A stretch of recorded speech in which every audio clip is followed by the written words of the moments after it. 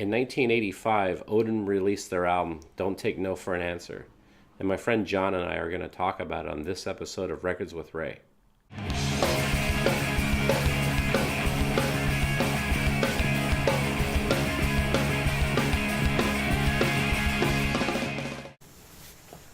Talk about an interesting album. Odin, Don't Take No for an Answer. God, 1985 this came out. Yep. And it was a total combination between metal, but then it was still kind of melodic.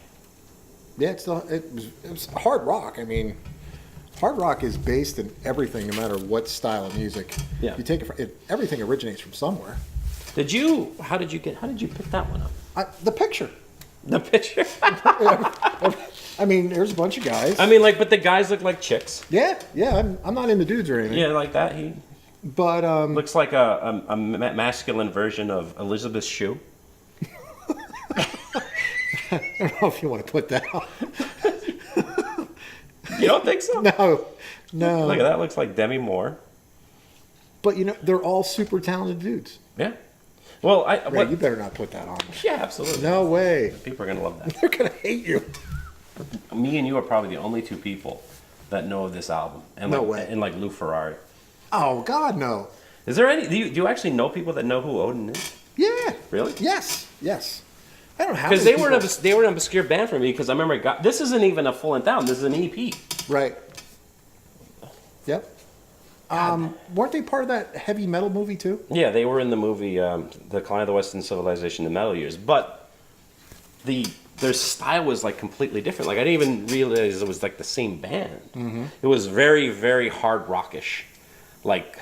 Yeah, but it still had that metal edge to it. It was borderline Priest. Do you think was Rob Halford the first guy to do that kind of shit? In metal? Yeah.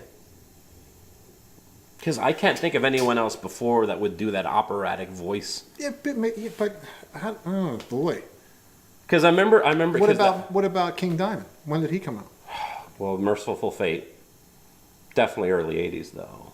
Well, Priest was in the '70s, but there wasn't too many people that did the operatic. Remember Lizzie Borden? Sure.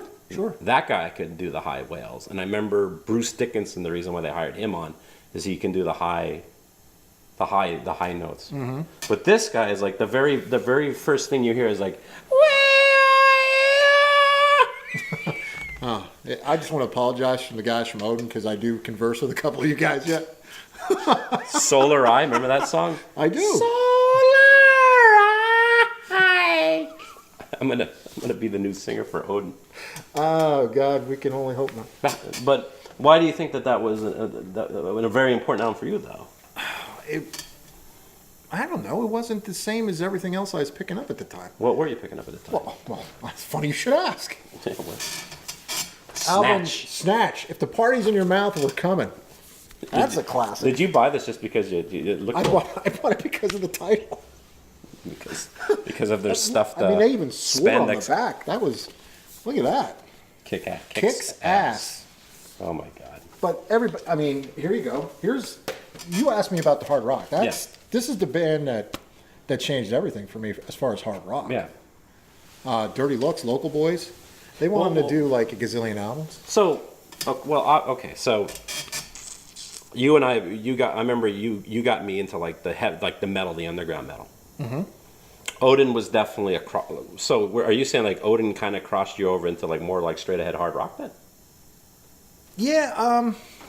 Well, I remember like everyone always liked AC/DC. You liked Sure. Van Halen. There was Motley Crue. You know what? I hated Van Halen. Really? For the longest time, I hated Van Halen. I guess I didn't understand it. I couldn't appreciate it at the time. Yeah. Eddie Van Halen's always been looked upon as one of the greatest guitar players ever. Yeah. That's not to say that you can't get some guy who's playing everyday music, just blues. Yeah. There's a lot of feeling in that. Yeah. Does that make him any less of a guitar player than Eddie Van Halen? No. But I don't know. They definitely started me in the path of getting out. Yeah, because I remember by around this time, I still stayed into like the metal. I remember I got into like Slayer.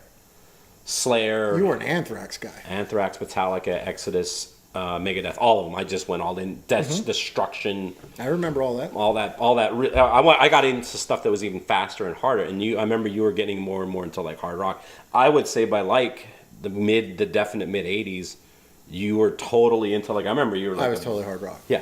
But that's when I started. That's when I was getting ready to start touring with, my bands. Yeah. Everything we did was, I don't know, hard rock, glam rock. We went after the money and the chicks. Yeah. You weren't getting that in the metal scene. I ain't gonna lie. Not at that time. But can you find the money and the chicks in Mount Carmel? Well, Shamokin? yeah, but I didn't tour Shamokin in Mount Carmel. I was, going to New York, down the coast. You're playing a show in Monoy City. Hey, And they're like, where's the money and the chicks at?